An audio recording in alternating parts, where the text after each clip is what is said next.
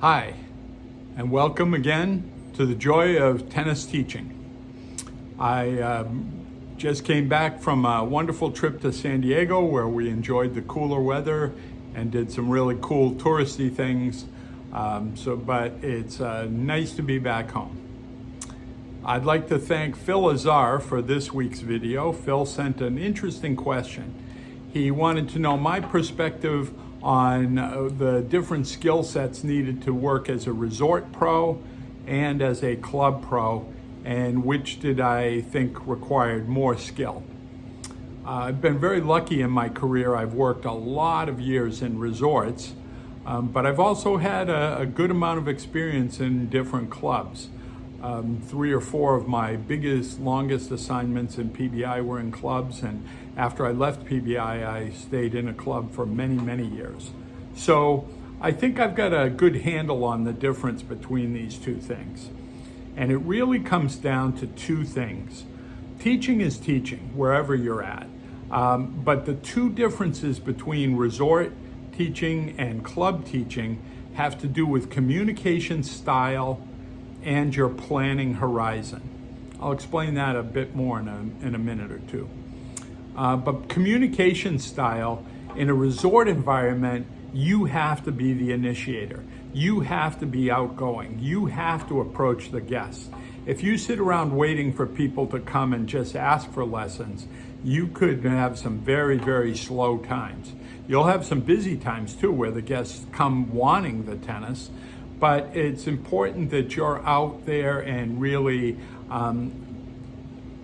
you're making the first move in terms of asking the guests if they would like to take lessons. The second thing about communication in a resort environment is you have to be very much like an actor, repeating a script over and over again for different audiences. Most resort environments, the guests don't stay longer than 3 to 10 days. So you have to really be ready to meet new groups of people on a regular basis. In a club environment, it's very different. You're really almost trying to become a part of the family for that club. I think many communication styles can work well in a club environment where I've never seen like a shy, quiet person work well in a resort environment. But in a club environment, you have the time for the people to get to know you, and they could really end up liking your communication style, whatever it is. In a resort environment, they come and go, and they'll miss you if you don't stand out. So the communication, one of the great parts of being a club pro is you do have that time. You do have the opportunity to develop relationships. Some of the greatest relationships I've made in my career have been in a club environment. One of the great reasons that I'm doing well right now is because of people from my past who have decided to help me out from our relationship that we developed when I was a club pro. So they both can be very rewarding and very interesting, but it depends a lot on your personal communication style. Now let's talk for a minute or 2 about planning horizon. In a resort, you have a program, and usually your program is based on a week. There are daily clinics, there might be round robins, there could be mixers, there could be exhibitions, whatever it is that makes up that particular resort, that makes it unique and makes the tennis exciting, it will usually be based on a week-by-week format. And that week will repeat every week throughout your season or throughout your year. There'll be occasional tweaks and special events, but that program, that weekly program, is the heart and soul of your resort environment, of your resort tennis environment.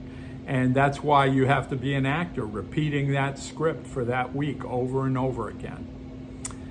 Next is the club program. And the club program is really based on a calendar more than the program itself. There'll be annual events, your club championships, your member guests, maybe summer camps for the kids. maybe holiday outings, maybe mixers. It could change week by week by week, but if you look at it with a broader view, annually that program will repeat over and over again. And club members like that. They like to have the familiarity of the knowing the big events are coming up. They talk about, oh, when are the ladies club doubles championships? And you should have that date already arranged a year in advance. The planning of your annual calendar is a big part of the skill needed for a club pro. So there it is, Club Pro, Resort Pro. Which takes more skill? I don't know. It really depends on you. It depends on what environment that you enjoy. Many years ago, I gave a lecture at the PTR convention on Hilton Head about Resort Pro. And if you find that thing deep in the internet, which a friend of mine did once, you'll find out I made it sound like Club Pro was pretty bad environment and Resort Pro was much nicer. Well, I enjoyed being a Resort Pro. I loved being a Resort Pro. 3 big clubs that I worked at, 2 were some of the best experiences of my entire career. I have relationships from those 2 places. 1, not so much. I got out of there within a year because I didn't enjoy the members. I didn't enjoy the environment. So if you're lucky to have a great club environments can be terrific. If you're like changing, meeting lots of different people, but you're very comfortable repeating the same program over and over again without losing your enthusiasm for the program, then the resort environment would be for you. So that's it for this week. Thanks again for tuning in. I look forward to getting your questions, your comments, but I would specifically like to request this week that you send me your opinions on the new coaching rule for the men and the ATP Tour. I've got such mixed opinions on coaching in professional tennis, and I've been looking forward to sharing them with you, but I'd like to get your opinions in advance, and I'll share some of those in our next video. So go out there, have fun, and please keep doing the joy of tennis teaching.